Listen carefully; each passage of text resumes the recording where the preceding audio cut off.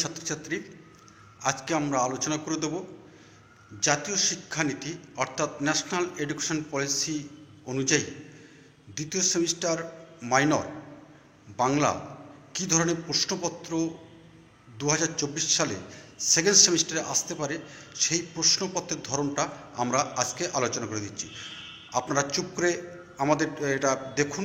আমাদের মনে হয় আপনাদের আগামী দিনে এই প্রশ্নগুলো এইভাবে করে গেলে বা এই প্রশ্নটা হচ্ছে প্রশ্ন করলে আপনাদের অনেকটা উপকৃত হবে।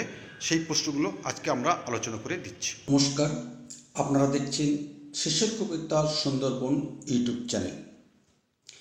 আজকে আমরা আলোচনা করে দেব জাতীয় শিক্ষানীতির ফলে অর্থাৎ ন্যাশনাল এডুকেশন পলিসি কার্যকরী হওয়ার ফলে আমাদের যে নতুন সিলেবাস বাংলা মাইনর 2024 সেকেন্ড সেমিস্টারে, সেখানে আমাদের পড়তে হবে বাংলা ভাষার ইতিহাস ও ভাষাতত্ত্ব। সিলেবাস নতুন নয়, তবে এবছরের নতুন প্রশ্ন প্যাটার্নটা হবে, সেই প্রশ্ন প্যাটার্ন কী ধরনের প্রশ্ন আসতে পারে সেই সেকেন্ড সেমিস্টারদের জন্য আমরা সেই প্রশ্নগুলো তুলে ধরলাম। আশা করছি আপনাদের খুবই কাজে লাগবে, আর আপনাদের যদি কাজে লাগে তো অবশ্যই আমাদের পাশে থাকবেন, এইটুকু আশা আমরা রাখি। তো আসুন আজকে আমরা আলোচনা করি। এখানে যেটি বলা হচ্ছে যে প্রতিটি একক থেকে একটি করে মোট 4টি প্রশ্নের উত্তর দাও। প্রথম প্রশ্ন, প্রত্যেকটি প্রশ্নের মান 10। মধ্য ভারতীয় আর্য ভাষার কালসীমা উল্লেখ করো। নিদর্শন সহ মধ্য ভারতীয় বাংলা ভাষার ভাষাতাত্ত্বিক বৈশিষ্ট্যগুলি লেখো। অথবা অন্ত মধ্য বাংলার কালসীমা নির্দেশ করে এর লক্ষণগুলি উল্লেখ করো।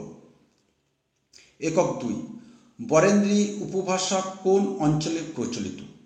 এই উপভাষার বৈশিষ্ট্যগুলি আলোচনা করো। ঝাড়খণ্ডী উপভাষার অঞ্চল নির্দেশ করে এই উপভাষার ভাষাতাত্ত্বিক বৈশিষ্ট্য আলোচনা করো। একক 3, শব্দার্থ পরিবর্তনের ধারাগুলি উদাহরণসহ আলোচনা করো। অথবা উদাহরণসহ সংজ্ঞা লেখো, যে কোনো দুটি। লোক নিরুক্তি, অভিশ্রুতি, বর্ণ বিপর্যয়। একক 4, আন্তর্জাতিক ধ্বনিমূলক বর্ণমালার গুরুত্ব উদাহরণসহ আলোচনা করো। অথবা আন্তর্জাতিক ধ্বনিমূলক বর্ণমালার লিপ্যান্তর করো। কি করতে হবে সেটা? লিপ্যান্তর করতে হবে আমাদের কথাবার্তায় আসরে তিনি খুব দীপ্যমান তা নয়, নিজের আনন্দে তিনি মত্ত, অন্যের কথা মন দিয়ে শোনবার সময় কই, নিজের রসিকতা করে নিজেই হেসে লুটিয়ে পড়ছেন, কথার চেয়ে বেশি তার গান। দুদা, নিম্নলিখিত যে কোনো দুটি প্রশ্নের উত্তর দাও। প্রত্যেকটি প্রশ্নের মান 5, 10। আদি বাংলা ভাষার সময়কাল নির্দেশ করে এর দুটি বৈশিষ্ট্য উল্লেখ করো। বঙ্গালী উপভাষার 5টি বৈশিষ্ট্য উল্লেখ করো। উদাহরণসহ সংজ্ঞা লেখো, যে কোনো দুটি।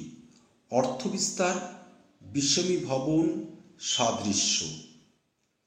উক্ত বর্ণগুলির IPA চিহ্ন লেখো। হর্ষই ও রি ড তালবস্য।